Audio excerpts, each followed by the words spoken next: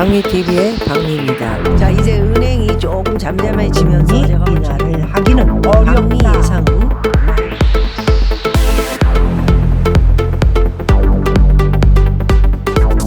박미의 진짜 경제 뉴스 시작합니다. 세계적 통화 이론가 연구가죠. 현재의 물가 이제 금리 30년 더 간다. 생각을 바꿔라. 세계 금리의 지표 역할을 하는 10년 만기 미국 국채금리가 5%를 넘었다. 최근에 오늘 4.6까지 제넷 이엘렌 한마디로 떨어지면서 주식이 올라갔죠. 글로벌 금융위기 직전 2007년 7월 이후 16년 만이고요. 세계 금융시장은 고금리 공포에 다시 요동을 치기 시작하고 있습니다. 자, 그래서 이 분은 굉장히 케임브리지 졸업을 했고요. 하버드대에서 경제학 박사학위를 받은 국하트 교수시고요. 거시경제 구루로 인정받는 분입니다. 대단하신 분이죠. 그래서 이제 다시 찾아온 고금리 시대가 만들어낼 미래에 대한 시계를 넓혀보기 위해 위클리 비즈는 세계적인 통화 이론가인 찰스 굿 하트 87살. 알아, 이 나이에도 내가 얘기할 수 있을까? 건강을 지켜야 되죠. 그래서 현재는 런던 정경대 명예 교수를 화상으로 인터뷰한 내용을 오늘 말씀드린 겁니다. 제목은 뭔가요? 세계적 통화 이론가 87살. 명예란 명예는 다 안고 계신 케임브리지대 하버드. 그래서 현재의 물가는 금리 30년 더 간다. 생각을 바꿔라. 금리 더 떨어질 줄 알고 개소리 하지 말아라. 그 얘기입니다. 알겠어요, 여러분? 네? 금리 상승 30년 사이클 시작됐다. 굿 하트 교수 인터뷰 시작하자마자 우선 요즘 흔히 쓰는 고금리라는 표현에 대해 짚고 넘어가자 제안했습니다. 현재 금리 수준은 1800년 이후 220년을 볼 때 평균보다 약간 높은 정도라고 고금리로 볼 수 없다라는 얘기였고요. 그는 지금 이 고금리라는 말보다는 지난 30년간 금리가 이례적으로 매우 낮았다라고 표현하는 것이 정확하다. 1990년대부터 지금까지 이어진 저금리의 배경을 먼저 이해하는 게 앞날을 예측하는 실마리가 될 수 있다. 이렇게 얘기했고요. 왜 오랫동안 금리가 낮았다가 갑자기 치솟고 있나? 라는 질문에 장기적으로 볼 때 요즘 금리 수준으로 평균 값으로 돌아간 것이다. 지난 30년 동안은 금리와 물가가 워낙 낮았기 때문에 대규모 팽창적인 통화 정책을 내놔도 물가가 많이 오르지 않았다. 거대한 노동 공급으로 번영이 찾아왔기 때문이다. 경제 성장률은 꾸준했고 실업률은 낮았다. 추가 근로자가 너무 많은 까닭에 임금도 낮은 수준을 유지했다. 1990년부터 30년은 분명 세계 역사상 경제적으로 최고의 시기였다. 그게 끝난 건가요? 힘드네. 자, 앞으로 물가는 어떻게 될까요? 미국 소비자 물가 상승률이 지금보다 안정되더라도 3에서 3.5 정도에 머무르며 이건 누차 제가 말씀드렸죠. 2% 가기 어렵습니다. 제롬 파월 꿈 깨세요.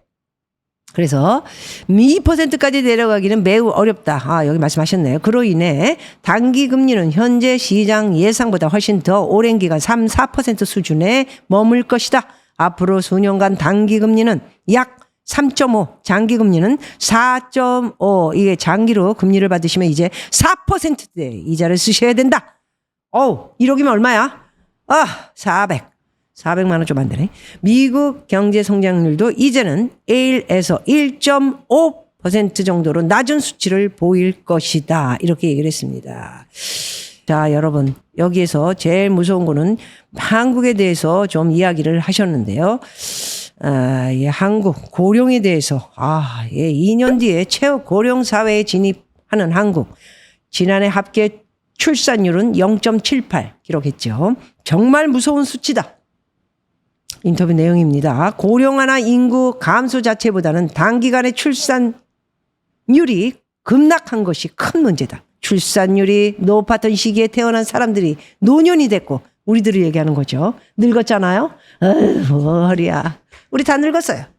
그리고 이를 부양할 인구는 적다. 그러면 이 불균형을 어떻게 관리할 것인가? 더 이상 가족 구조 안에서 자녀가 어르신을 돌보는 시스템은 불가능하다. 대부분 국가가 세금 인상, 정년 연장 같은 닥쳐올 문제에 대해 대책이 없어 보인다. 세금 인상 얘기했죠? 부동산 빨리 없애. 내가 얘기하는 게 장기로 이 얘기라는 겁니다. 지금 여기 안고만 있어도 여러분 지금 아직도 내가 사업을 하고 있으니까 이렇게 하죠. 얼른 팔아야 되는 거예요. 아니면 월세를 놓든가. 그것도 다 필요 없어요. 이제는 나이가 들어서 다 필요 없고 있는 거 까먹으면서 천천히 가면 된다. 어디로? 저 세상. 그래서 지금은 물가 금리 상승세가 이어진다면 어떤 일이 벌어질까? 물가 그리고 금리 상승 계속해서 이 상태라면 주택, 토지, 주식, 채권, 자산 가치가 완전히 쪼그라들고 똥값이 되겠죠. 그래서 이제는 여러 은퇴 연령층을 낮추고 노년층을 생산에 투입해야 한다. 이런 이야기를 했습니다. 아마도 이분도 지금 와이프가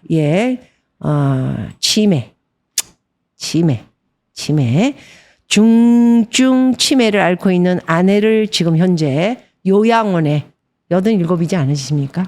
요양원에서 지금 있지만 가서 이제 돌보기도 하시고 그래서 나 역시 돌봄이 필요할 때가 언젠가는 올 것이다. 자, 마지막 내용입니다. 아내와 관련하여 이 어려움을 겪으면서도 인구 구조와 물가 그리고 금리 사이의 상관관계에 관심을 기울이게 됐다.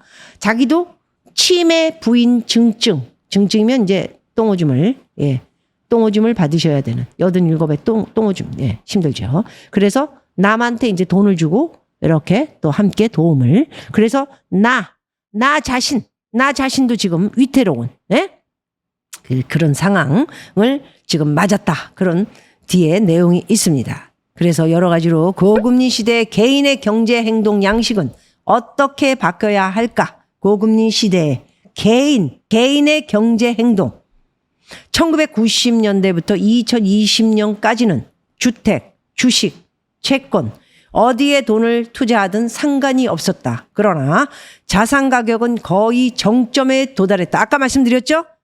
5개 샀던 게 30억. 강남 압구정이 다 그랬습니다. 30억 그리고 이제 30억에 산 사람들이 50억. 뭐 이런 것들 정점. 막바지. 위기가 발생하면 회복할 가능성은 낮아 보인다. 위기가 발생. 뭐죠? 경기 침체. 뭐가 쿵하고 무너지면 와르르. 그래서 위기가 발생하게 되면 회복은 불가능하다. 이렇게 보고요. 채권 시장은 더욱 그렇다. 무섭다. 채권에 투자하는 인간 되게 많아요. 요즘 김땡땡을 비롯해. 무슨 얘기라는 건지 모르겠어요. 만기가 짧은 유동성 자산은 합리적인 이자율을 적용받고 있다. 그래서 저나 여러분처럼 은행, 예금을 통해서 현재 3, 4%의 수익을 누리는 것이 어쩌면 좋은 방법일 수도 있다. 그냥 어마어마한 석학의 이야기다 말씀드리고요. 저는 그렇게 하고 있습니다. 한국에서 이른바 영끌 투자자를 한 사람이 많다고 했더니 굿 하트 교수는 이렇게 말했습니다. 조심하라. 장기적으로 부동산은 주식과 채권 가치와 함께 하락할 가능성이 높다. 가상화폐 투자도 조심하라. 굿 하트 교수는 장기적으로 안목으로 노후를 위해 저축하라. 여러분이 늙었을 때 국가 재정은 거지가 돼 있을 거다. 넉넉지 않다. 죄송합니다. 좀 세게 발음을 했습니다. 돌봐줄 손주도 형편없다. 여유가 없다. 왜? 나라가 거지가 됐기 때문에. 그래서 형편없고 여유도 없고. 그럼 늙은 우리가 손주를 돌봐야 되겠죠. 그러니 자, 여러분은 혼자입니다. 이 사실을 받아들이고 직시하라. 진심이 느껴지는 석학의 조언이었습니다. 마지막으로 여기서 영끌 투자한 사람에게 한마디. 넘버 1 조심하라. 넘버 2 조심하라. 넘버 3 조심하라. 그리고 장기적인 안목으로 노후를 대비해 저축하라. 그리고 이제 여러분은 혼자다.